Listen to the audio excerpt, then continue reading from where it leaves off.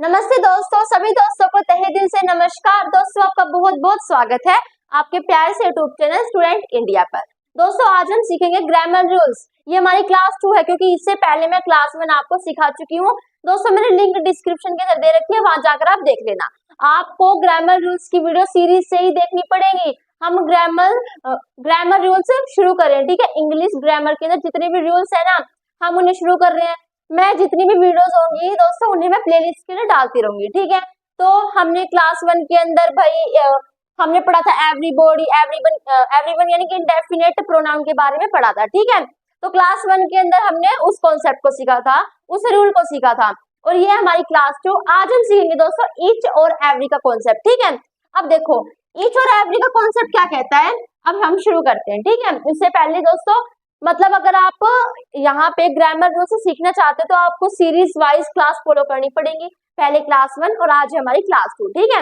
अब देखो इसके अंदर क्या है, हम पढ़ेंगे दोस्तों ईच और एवरी का कॉन्सेप्ट। अब ईच और एवरी का कॉन्सेप्ट क्या है, देखो मैंने उस वीडियो के अंदर दोस्तों आपको शॉर्ट में बताया था कि ईच का जो यूज हम करते हैं, ईच जो ईच होता है ना वो हमारा प्रोनाउन भी होता है और एडजेक्टिव भी होता है। देखो ईच हमारा प्रोनाउन भी होता है, एडजेक्टिव भी होता है, लेकिन एवरी का यूज हम केवल एडजेक्टिव के लिए करते हैं। उसके अंदर मैंने केवल इतना बताया था, लेकिन यहाँ पर हम खुल के पढ़ेंगे, ठीक है। अब देखो मेरी बात सुनो, जो ईच होता है दोस्तों, ईच का मतलब होता है प्रत्येक, ठीक है। पहले मेरी बात को तो ध्यान से सुनो, ईच और एवरी दोनों में से किसी का भी यूज हम एक के लिए तो करते नहीं है। देखो भाई ईच का मतलब प्रत्येक, एवरी देखो इसके नाम से पता चल रहा है, ईच प्रत्येक, एवरी सभी। तो इतनी बात तो पक्की है भाई, इसका यूज हम एक के लिए नहीं करते यानी कि बहुत सारों के लिए करते हैं। ओके, तो मतलब इसके साथ जो भी सब्जेक्ट आएगा या फिर जो भी हमारी वर्ब आएगी वो हमारी बहुवचन होगी यानी कि प्लूरल होगी, लेकिन नहीं वो हमारी वर्ब ईच और एवरी के केस में प्लूरल नहीं होगी। अब मेरी बात ध्यान से सुनो, देखो जो ईच जो दोस्तों ईच होता है ना उसका मतलब होता है प्रत्येक, ठीक है। ईच का मतलब होता है प्रत्येक, और प्रत्येक के अंदर ही छुपा हुआ है दोस्तों हर एक, ठीक है। प्रत्येक का मतलब अगर मैं निकालूं तो प्रत्येक का मतलब क्या होता है, हर एक, या फिर मैं कह सकती हूँ एक एक, ठीक है। लेकिन अगर मैं एवरी का निकालूं, भाई देखो दोनों का मतलब तो एक प्रकार से एक ही है, यानी कि दो से ज्यादा के लिए करते हैं। एक का मतलब अभी मैं आपको बताऊंगी राम राम से, लेकिन देखो एवरी में देखेंगे, एवरी का यूज हम करते हैं, एवरी का मतलब है सभी, ठीक है, सभी। इसमें अंतर है, देखो मान लो यहाँ पे दो बच्चे खड़े हैं, दो खड़े हैं, तो दो के लिए मैं ईच का भी यूज कर सकती हूँ, दो के लिए मैं एवरी का भी यूज कर सकती हूँ, ठीक है। लेकिन उसके बीच में मतलब होता था डिफरेंस होगा, यानी कि भाई वर्ब कौन सी आएगी और हमारा सब्जेक्ट कैसा आएगा, तो उसमें भी तो डिफरेंस है ना भाई। आप सोचोगे दो है तो हमें जो सब्जेक्ट होगा वो भी हमारा बहुवचन सब्जेक्ट होगा और जो हमारी वर्ब होगी वो भी हमारी बहुवचन होगी, लेकिन नहीं। देखो ईच का मतलब होता है प्रत्येक यानी कि हर एक या फिर एक एक, ठीक है। लेकिन एवरी का मतलब होता है सभी। मेरी बात ध्यान से सुनो, यहाँ पे देखो ईच का यूज हम इंडिविजुअल के लिए करते हैं, यानी कि जब हम बांट देते हैं ना, मान लो एक क्लास के अंदर 50 बॉयज है, ठीक है, एक क्लास के अंदर 50 बॉयज है, उन 50 बॉयज से मुझे मिठाई बांटनी है, तो मैं क्या करूंगी, तो मैं पता क्या करूंगी, मैं हर एक यानी कि मैं बोलूंगी मैं प्रत्येक को मिठाई बांटने वाली हूँ। अब मैंने कहा कि भाई मैं प्रत्येक को मिठाई बांटने वाली हूँ, यानी कि भाई इस सेंटेंस के अंदर हमारी जो भी वर्ब आएगी वो आपको लग रहा होगा वो हमारी बहुवचन वाली आएगी। क्यों लगा, क्योंकि आपको पता है भाई प्रत्येक यानी कि 50 है, एक से ज्यादा तो बहुवचन यानी कि हमारी जो वर्ब आएगी वो हमारी कौन सी आएगी, बहुवचन वाली वर्ब आएगी, ठीक है। लेकिन ये गलत है, मैंने कहा प्रत्येक बच्चे को मैं बांटने वाली हूँ, प्रत्येक के अंदर ही अगर हर एक है, प्रत्येक के अंदर ही एक छिपा हुआ है, तो मैं प्लूरल वर्ब का यूज कैसे कर सकती हूँ, देखो इसका मतलब है हर एक। बेशक ही मैं 50 बॉयज को मिठाई बांटने वाली हूँ, लेकिन मेरे कहने का मतलब है प्रत्येक यानी कि हर एक एक एक एक को बांटने वाली हूँ, ठीक है। पहले इस एक को बांट दिया, फिर इस एक को बांट दिया, फिर इस एक को बांट दिया, फिर इसको बांट दिया, तो ऐसे एक एक को जब हम अलग कर देते हैं ना, प्रत्येक में हम क्या कर देते हैं, डिस्ट्रीब्यूट कर देते हैं यानी कि बांट देते हैं, ठीक है। ऐसे देखो एक एक में मतलब एक एक को बांटने वाली हूँ, ठीक है। लेकिन एवरी का मतलब मैं सभी को बांटने वाली हूँ, यानी कि 50 में सभी को बांटने वाली हूँ। लेकिन अगर भाई 50 बच्चों की बात है ना, यानी कि 50 गिनतियों की बात है, तो हम एवरी का यूज नहीं करते। मेरे कहने का क्या मतलब है, एवरी का यूज केवल दोस्तों मतलब दो से ज्यादा के लिए करते हैं, ठीक है। और इसका देखो इसका यूज हम दो के लिए भी कर लेते हैं और मोर देन टू यानी कि दो से ज्यादा के लिए भी कर लेते हैं। लेकिन जो एवरी है ना उसका यूज केवल दो से ज्यादा के लिए करेंगे, ठीक है। मान लो यहाँ पे दो खड़े हैं, मान लो 2 बॉयज खड़े हैं, तो उन 2 बॉयज के लिए मैं एवरी का यूज नहीं करूंगी, ये गलत होगा। 2 बॉयज के लिए मुझे एवरी का यूज नहीं करना, 2 बॉयज के लिए मुझे इच का यूज करना है। लेकिन अगर 2 से ज्यादा है तो मैं एवरी का भी कर सकती हूँ, मैं इच का भी कर सकती हूँ, ठीक है। तो दोनों ही ठीक है, एक भी हमारा गलत नहीं है। अब मेरी बात सुनो, इसका यूज किया जाता है इंडिविजुअल में, ठीक है। जैसे कि मान लो 2 बॉयज है, अब मैंने कहा मैं 2 बॉयज में किताब बांटने वाली हूँ, तो मैंने कहा मैं प्रत्येक को किताब बांटने वाली हूँ, यानी कि एक एक को बांटने वाली हूँ, ठीक है।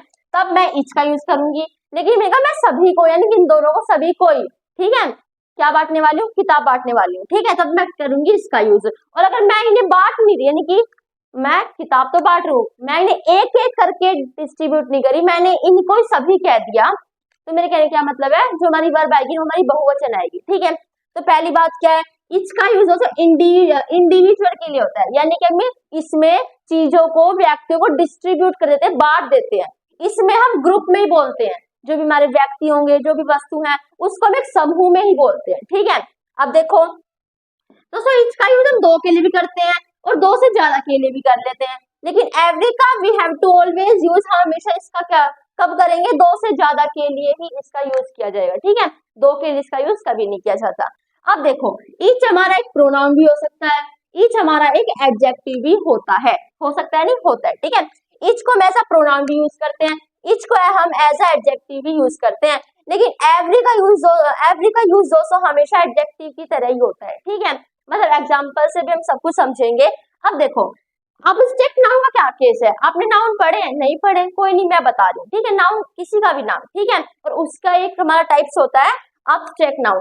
अब्स्ट्रैक्ट नाउन दोस्तों वो नाउन होता है जिसे हम देख नहीं सकते, जिसे हम सुन नहीं सकते, जो बोल नहीं सकता, ठीक है, जिसे हम केवल फील कर सकते हैं, ठीक है। मान लो मेरे अंदर गुस्सा है या फिर मेरे अंदर खुशी है, अब मैं ज्यादा खुश हूँ, ठीक है, तो आप क्या मेरी खुशी को देख सकते हो, सुन सकते हो, नहीं कर सकते ना, मतलब आप नहीं सुन सकते उसे, नहीं आप देख सकते, केवल आप मेरी खुशी को फील कर सकते हो, ठीक है।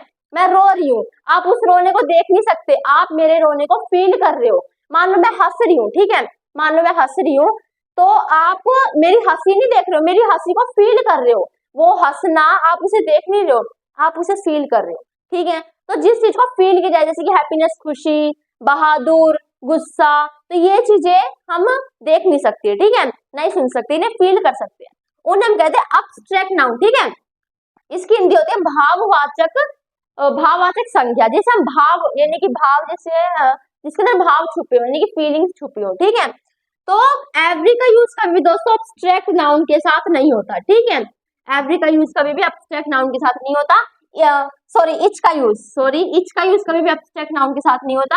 एवरी का यूज हम अब्स्ट्रैक्ट नाउन के साथ कर सकते हैं, ठीक है।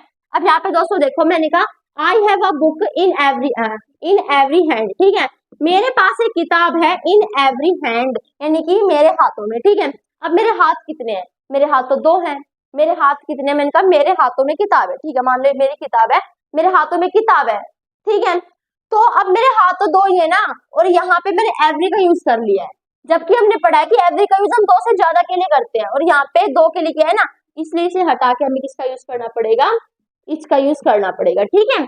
आगे देखो, each of my students is working very hard. अब देखो ईच, पहले मुझे ये बताओ, पहले ये कॉन्सेप्ट क्लियर करो कि ईच हमारा यहाँ पे प्रोनाउन है या फिर एडजेक्टिव है, मुझे बताओ, प्रोनाउन है या फिर यहाँ पे एडजेक्टिव है, पहले मुझे ये बात बताओ। देखो भाई, एडजेक्टिव का मतलब क्या होता है, एडजेक्टिव होता है विशेषण, जो नाउन या फिर प्रोनाउन की विशेषता बताए, ठीक है। जैसे कि घोड़ा एक नाउन है, मैंने कहा वो काला है, जिसकी विशेषता क्या है कि वो काला घोड़ा है, तो हम कह देंगे ब्लैक हॉर्स, यानी कि ब्लैक हमारा एडजेक्टिव है, और ब्लैक नाउन क्या था हमारा, हॉर्स से पहले आया था, यानी कि एडजेक्टिव नाउन या प्रोनाउन की विशेषता बताते हैं, और एडजेक्टिव के बाद हमेशा नाउन या फिर प्रोनाउन आपको रखा पाएगा, ठीक है। तो यहाँ पे देखो, अगर मैं मान लो इसे एडजेक्टिव लेके चलती हूँ, ठीक है, एडजेक्टिव लेके चलती हूँ, तो इसके बाद नाउन या फिर प्रोनाउन होना चाहिए, लेकिन इसके बाद कुछ भी नहीं है, इसका मतलब ये एडजेक्टिव नहीं है, ठीक है।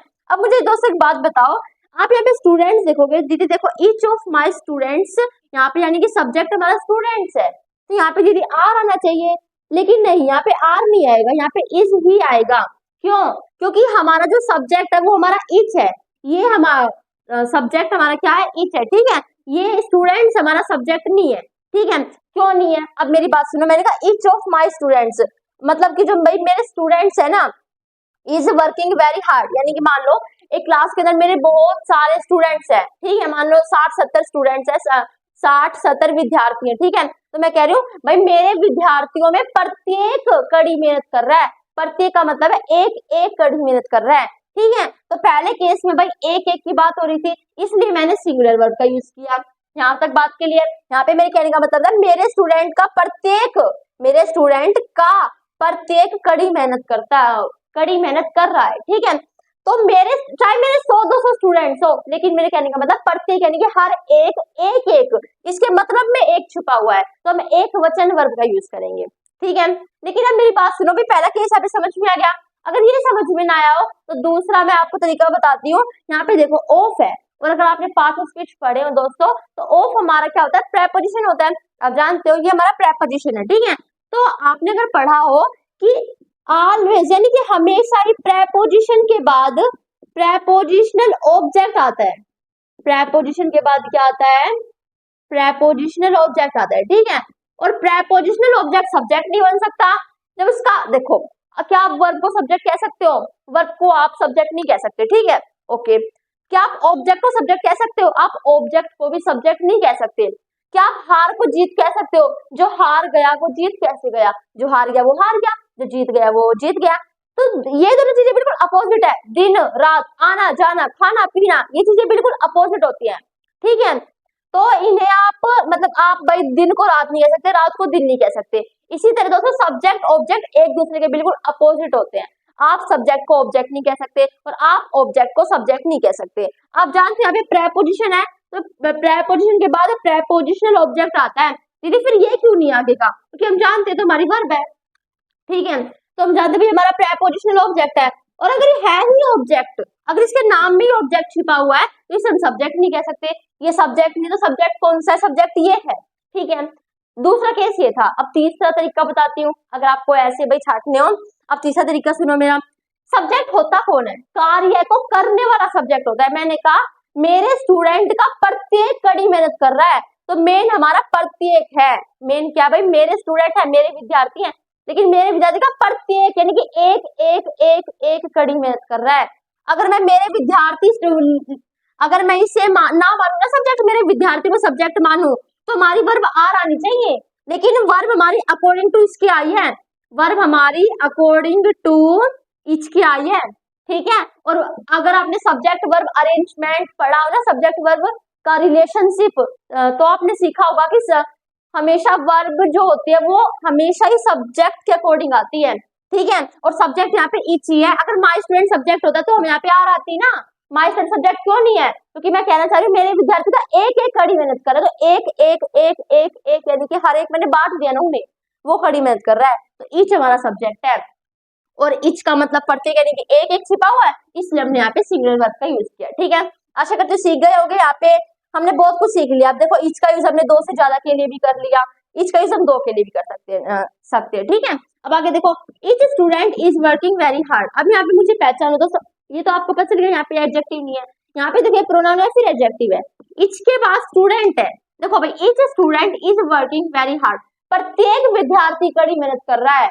तो विद्यार्थी की विशेषता क्या है कि वो प्रत्येक है, वो एक एक है, ठीक है। विद्यार्थी की विशेषता क्या है कि वो प्रत्येक है। एक छोटी सी विशेषता भी काम करती है, ये बात ध्यान रखना, ठीक है। ये काला पीला नीला ये काम नहीं आएंगे, हम जब बड़े होंगे तो एग्जाम में बहुत कुछ पूछा जाता है, तो छोटी से छोटी विशेषता भी मायने रखती है। भाई स्टूडेंट की है ये विशेषता कि वो प्रत्येक है, ठीक है। तो प्रत्येक विद्यार्थी कड़ी मेहनत कर रहा है। अब यहाँ पे देखो इच है, मुझे नहीं पता क्या है, लेकिन मुझे पता है कि स्टूडेंट नाउन है, और नाउन से पहले कभी भी प्रोनाउन नहीं आ सकता, क्योंकि प्रोनाउन की विशेषता, प्रोनाउन का मतलब ही क्या है, प्रोनाउन की पहचान ही क्या है, प्रोनाउन की पहचान है कि वो नाउन के स्थान पर आए, ठीक है। प्रोनाउन क्या होते हैं, प्रोनाउन क्या होते हैं, प्रोनाउन होते हैं जो शब्द नाउन के स्थान पर आते हैं, ठीक है। तो मान लो यहाँ पे नाउन है, तो प्रोनाउन क्या होगा, जो इसके स्थान पर आए, ठीक है। मतलब प्रोनाउन नाउन को काट के आएगा, इसी के स्थान पर आ जाएगा। और एडजेक्टिव क्या होता है, एडजेक्टिव नाउन की विशेषता बताने के लिए आगे आएगा, यानी कि प्रोनाउन ऊपर आता है नाउन के और एडजेक्टिव आगे आता है, ठीक है। तो यहाँ पे देखो मुझे स्टूडेंट क्या है भाई, नाउन है, ठीक है। स्टूडेंट क्या नाउन है भाई, देखो क्यों है ये नाउन, मैं आपको बात बताती हूँ क्यों है नाउन। क्योंकि देखो यहाँ पे हमारा ये सब्जेक्ट है, ठीक है, ईच स्टूडेंट हमारा सब्जेक्ट है, ठीक है, क्योंकि ईच हमारा एडजेक्टिव, मैं आपको बताऊंगी ईच हमारा एडजेक्टिव है, एडजेक्टिव हमारा सब्जेक्ट हो नहीं सकता, लेकिन ये हमारा सब्जेक्ट हो सकता है। ठीक है, तो मैं ईच स्टूडेंट पूरा लेके चलूंगी। ईच स्टूडेंट हमारा सब्जेक्ट है, ईच को भी बेशक मत लो क्योंकि ईच तो हमारा एडजेक्टिव है, स्टूडेंट मैंने क्या कहा आपका सब्जेक्ट है।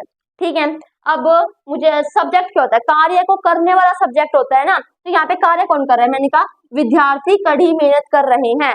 कड़ी मेहनत करने का कार्य कौन कर रहे हैं, विद्यार्थी। कार्य करने वाला कौन है, विद्यार्थी। और कार्य को करने वाला सब्जेक्ट होता है। सब्जेक्ट कौन कौन बन सकता है, नाउन और प्रोनाउन हमारे सब्जेक्ट बन सकते हैं। अब देखो यहाँ पे नाउन है या फिर प्रोनाउन है, ध्यान से देखो प्रोनाउन क्या होते हैं। ऐसी शक्ल प्रोनाउन की मैंने आज तक नहीं देखी दोस्तों, सच में नहीं देखी। ठीक है, ये प्रोनाउन की शक्ल ही हम जानते हैं, कुछ नाम ऐसा हो ही नहीं सकता। ये हमारा नाउन है, ये बात आप भी जानते हो क्योंकि आप अब क्या क्या पढ़ रहे हो, ग्रामर रूल्स पढ़ रहे हो। ठीक है, मतलब आप सब कुछ सीख चुके हो। ठीक है, तो यहाँ पे हमारा नाउन है। नाउन है तो नाउन से आगे तो उसकी या तो फिर विशेषता बताने वाला आएगा या तो फिर कुछ नहीं आएगा, लेकिन प्रोनाउन आएगा नहीं। आगे आया है तो एडजेक्टिव है, इसलिए यहाँ पे एडजेक्टिव है। ठीक है, और मैंने आपको बताया एडजेक्टिव के बाद उसका नाउन पाएगा और यहाँ पे नाउन है। ठीक है, तो प्रत्येक विद्यार्थी कड़ी मेहनत कर रहा है। अब यहाँ पे भी आपको क्लियर हो गया, भाई हमने ईच के साथ स्टूडेंट लगा दिया, ईच का एज एडजेक्टिव हमने यूज कर लिया।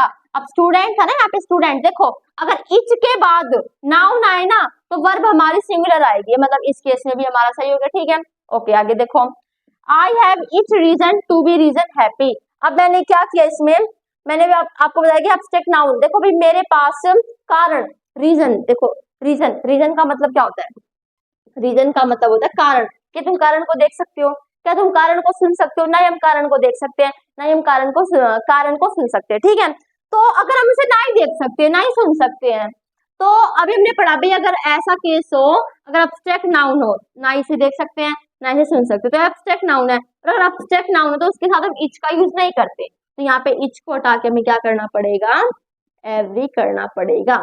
ओके ठीक है,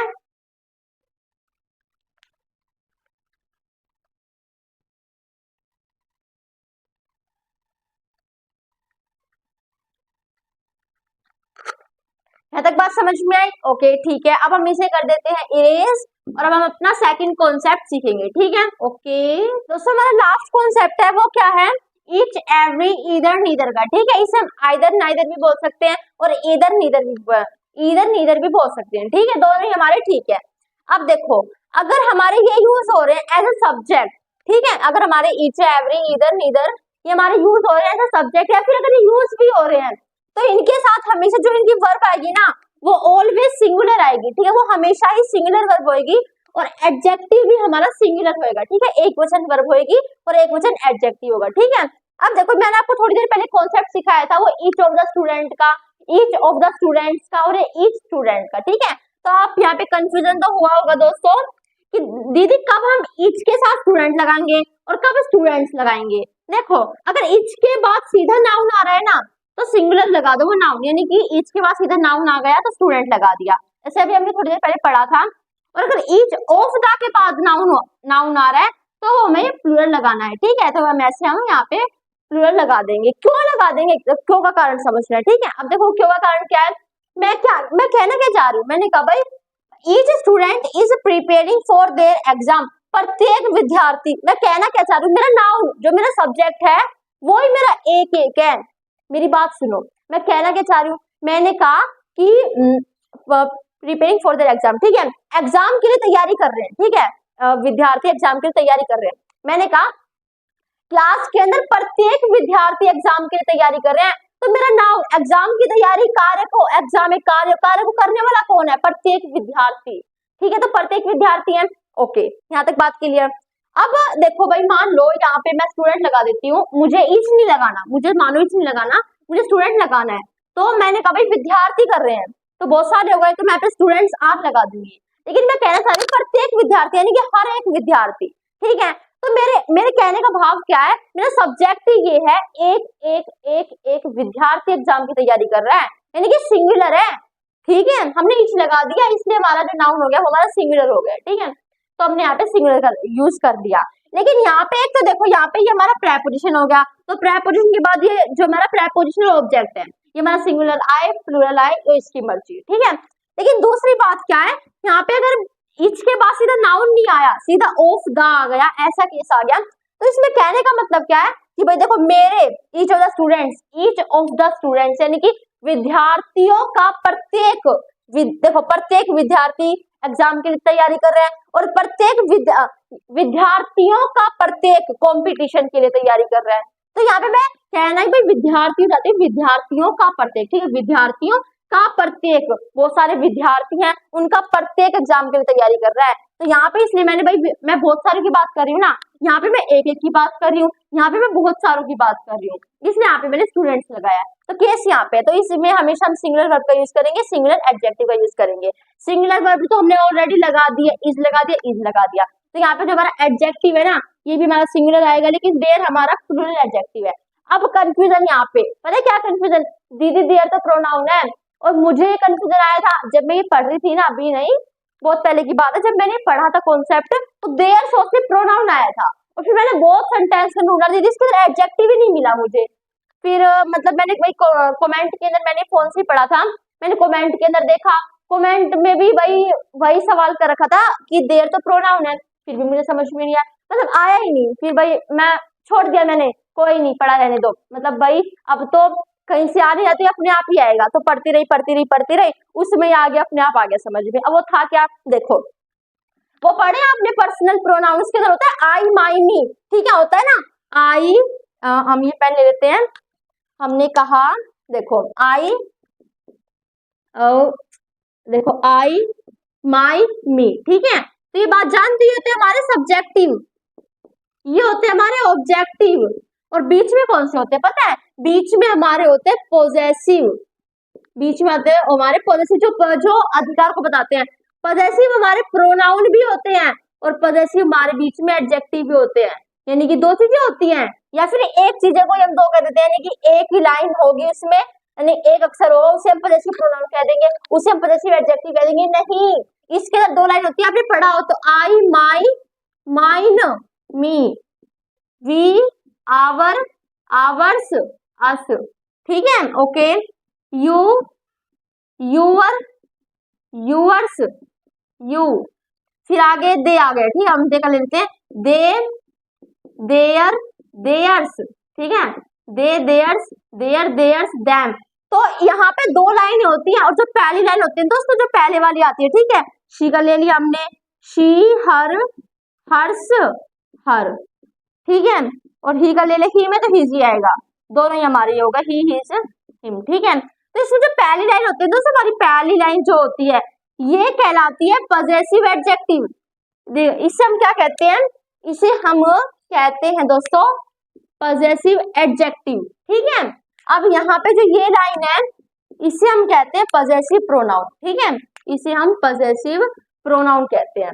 तभी तो आप तभी तो हम लिखते हैं, आपने देखा होगा हम लिखते हैं ना माई कार, माई कार का भी ध्यान दिया है, हमेशा ये पढ़ा तो देख ले, मेरी कार, तो देखो कार पर मेरा अधिकार है, मेरी कार, कार पर मेरा अधिकार है, तो देखो भाई कार, उसकी कार, इसकी कार, मेरी कार, तेरी कार, आपकी कार, ठीक है। तो ये आपका, मेरी, तेरी, उसकी, ये हमारे प्रोनाउन, ये हमारे क्या एडजेक्टिव ही तो है, ये विशेषता तो बता रहे हैं। कार की विशेषता क्या है कि मेरी है, तो ये माई हमारा क्या हुआ, माई हमारा एडजेक्टिव हुआ। अधिकार बता रहा है, पॉजेसिव का मतलब है अधिकार बताना, अधिकार ऐसा एडजेक्टिव है ये जो अधिकार बता रहा है, तो इसे हम पॉजेसिव एडजेक्टिव कहते हैं, ठीक है। अब देखो आपने मान लो इसे प्रोनाउन कह दिया, ये प्रोनाउन कैसे हो सकता है, कार हमारा नाउन है, और प्रोनाउन का काम क्या होता है, नाउन के स्थान पर आना, भी आपको समझाया था, नाउन से पहले आएगा, या तो फिर कुछ नहीं आएगा, या तो फिर सीधा कार आ सकता है, या फिर अगर आएगा तो एडजेक्टिव आएगा, कभी प्रोनाउन नहीं आएगा, प्रोनाउन तो उसके स्थान पर आता है। तो प्रोनाउन कैसे है, मैंने कहा मेरी कार, तो कार पर मेरा अधिकार है, ठीक है, तो कार की विशेषता क्यों मेरी है, मैंने कहा कार की विशेषता वो मेरी है, और अगर विशेषता तो एडजेक्टिव हो गया, नहीं कि माई एडजेक्टिव हो गया। अब मैंने कहा कौन सा एडजेक्टिव है, ये अधिकार बता रहे कि मेरी कार, तो ऐसा एडजेक्टिव जो अधिकार बता रहा है तो पॉजेसिव एडजेक्टिव हो गया, पहली बात समझ में आई। दूसरी बात ये है कि कार हमारा नाउन है, और नाउन से पहले प्रोनाउन आ ही नहीं सकता, तो ये जो हमारे आगे के होते हैं ना हमारे एडजेक्टिव होते हैं, यहाँ पे देयर भी आ गया, देयर हमारा एडजेक्टिव है, क्या है, पॉजेसिव एडजेक्टिव है, ठीक है। अब मैंने कहा उनके एग्जाम पर उनका अधिकार है, ठीक है, तो भाई एग्जाम किसके, उनके हैं, तो विशेषता हो गई एग्जाम की, उनके एडजेक्टिव हो गया। अब एग्जाम पर अधिकार उनका, यानी कि पॉजेसिव एडजेक्टिव हो गया, ठीक है। अभी आपको बताएगा भी सिंगुलर एडजेक्टिव आएगा, सिंगुलर वर्ब आएगा, वर्ब तुमने सिंगुलर लगा दी, लेकिन एडजेक्टिव हमारा जो है वो हमारा बहुवचन है, ठीक है। तो क्योंकि दे यानी कि वे बहुत सारे हो गए, तो बहुवचन को काट के हमें सिंपल सा लगाना पड़ेगा, और हम लिख सकते हैं या फिर हम ही लिखेंगे या फिर हम शी लिखेंगे, ठीक है। तो फॉर हर एग्जाम, ठीक है, फॉर हर एग्जाम, या फिर हम हिज एग्जाम भी लिख सकते हो, ठीक है। क्योंकि हमें नहीं पता कि जो स्टूडेंट है, देखो विद्यार्थी के अंदर शी भी आता है, यानी कि लड़के भी आते हैं और ही भी आता है, ठीक है। तो भाई स्त्री पुरुष दोनों आते हैं, विद्यार्थी के अंदर स्त्री भी आते हैं पुरुष भी आते हैं। लेकिन अगर ऐसा केस आ जाए तो हम पुरुष को लेके चलते हैं, क्योंकि पुरुष लड़का लड़की एक समान, आपने सुना भी होगा। तो यहाँ पे हर भी आ सकता है और हिज भी आ सकता है, ठीक है, ओके। लेकिन देयर नहीं आएगा, क्योंकि सिंगुलर एडजेक्टिव का हम यहाँ पे यूज करते हैं। तो यहाँ पे भी हमारा क्या आएगा, या तो फिर हर आएगा या तो फिर हिज आएगा, ठीक है। अब ऐसा केस यहाँ पे मैं आपको सिखा दिया, यहाँ पे थोड़ा सा आपको कंफ्यूजन होता है, आशा करते हो आप सीख गए होंगे। ये थी हमारी वीडियो, यही था, क्योंकि हम ज्यादा बड़ी वीडियो खींचेंगे नहीं, अगर हम प्लेलिस्ट के लिए डाल रहे हैं तो छोटी छोटी डालेंगे। यहाँ तक हमारा खत्म होता है दोस्तों। अगर अच्छी लगी तो वीडियो लाइक कर देना, सबके पास शेयर कर देना, सब्सक्राइब कर देना, सबको बता भी देना भी, अगर आपके पास दोस्त हैं कोई भी, कि भाई हम ग्रामर रूल्स सीख रहे हैं, राम नाम से सीख रहे हैं, तो उन्हें वे भी देख सकते हैं, ठीक है, ओके। सब्सक्राइब कर देना चैनल को, ताकि भाई इसकी नोटिफिकेशन अब जो भी आगे आएंगे तो इसकी नोटिफिकेशन आपके पास पहुंच जाए। चैनल को सब्सक्राइब करना बहुत ज्यादा जरूरी है, कर देना। और बहुत बहुत धन्यवाद, thanks for watching my video, and तक देखने के लिए। जय हिंद, जय भारत।